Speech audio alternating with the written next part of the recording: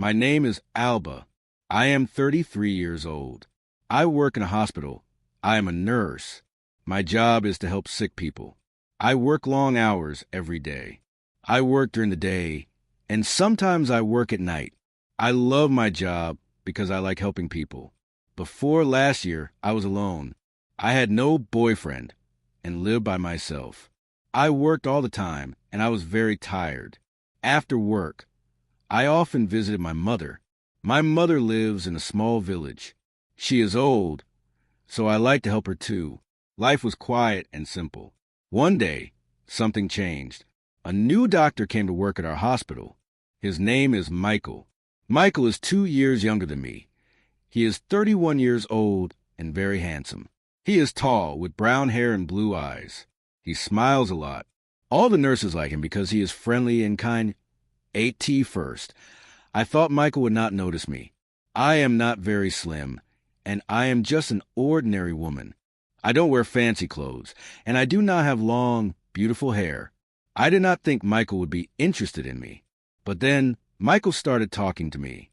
He was always kind to me. He asked me how I was doing and smiled at me every day.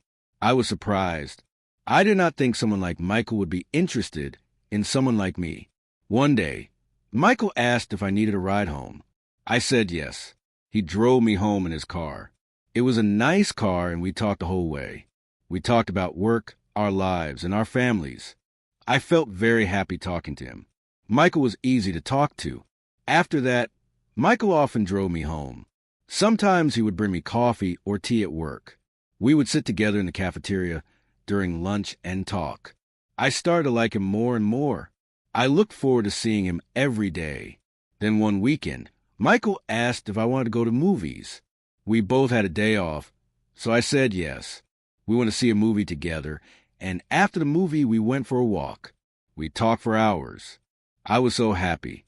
I thought maybe Michael liked me as much as I liked him. But then, a few days later, Michael told me something surprising. He said, "Anna, I need to tell you something. I am married." I was shocked. I did not know he had a wife. He never talked about his wife, and he did not wear a wedding ring. Michael explained that he had been married for 5 years. His wife's name is Laura. They do not have any children. He said he was not happy in his marriage. They did not have much in common, did not spend much time together, and had different interests. Michael told me he liked spending time with me because I made him happy. He said he felt comfortable with me, that I was easy to talk to, and he enjoyed being around me. I didn't know what to do. I liked Michael very much, but I didn't want to cause any problems. I started to think a lot. I wondered why Michael liked me if he already had a wife. His wife was probably very beautiful, and I didn't understand why he would want to spend time with me. I thought about it every day. I was confused. I didn't know if I should continue seeing Michael or if I should stop. I didn't want to hurt anyone, but I was happy spending time with him. A few days later, something happened. I went to the big supermarket in the city. I was there to buy food. As I walked through the aisles, I heard a familiar voice. It was Michael. He was talking to someone. I saw him before he saw me. He was with a woman. I guess it was his wife, Laura.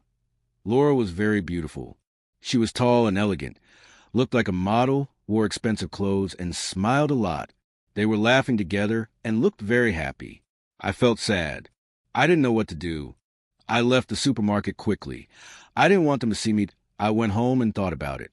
I felt confused. Why did Michael spend time with me if he had a beautiful wife? Why did he choose to talk to me? I started to think about my situation. I didn't want to be the other woman in Michael's life. I wanted to make the right decision, but it was hard. I knew I had to talk to Michael and figure out what to do. Later that night, I couldn't sleep. I kept thinking about Michael, how kind he was to me and how much I enjoyed spending time with him. But I also thought about his wife. She was beautiful and looked perfect. I didn't understand why Michael would choose to be with me when he had a beautiful wife. The next day, I went to work feeling tired and sad. I didn't want to see Michael, but I knew I had to talk to him. When I saw him, he smiled at me like everything was normal, but I couldn't smile back. I needed to know what was really going on. "Michael, we need to talk." I said, He looked at me confused. "What's wrong, Anna?" he asked. "I saw you at the supermarket with your wife." I said, "You looked happy. I don't understand why you were spending time with me, if you were happy with her." Michael looked sad. "I'm not happy, Anna," he said. "Laura and I don't have the same connection that you and I have. With you, I can be myself. You make me feel alive." I didn't know what to say.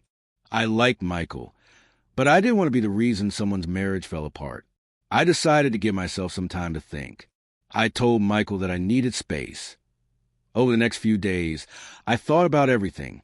I talked to my best friend, Sarah, and told her about Michael. Sarah is always honest with me. She told me, "Anna, you deserve someone who can be with you fully. Don't settle for less."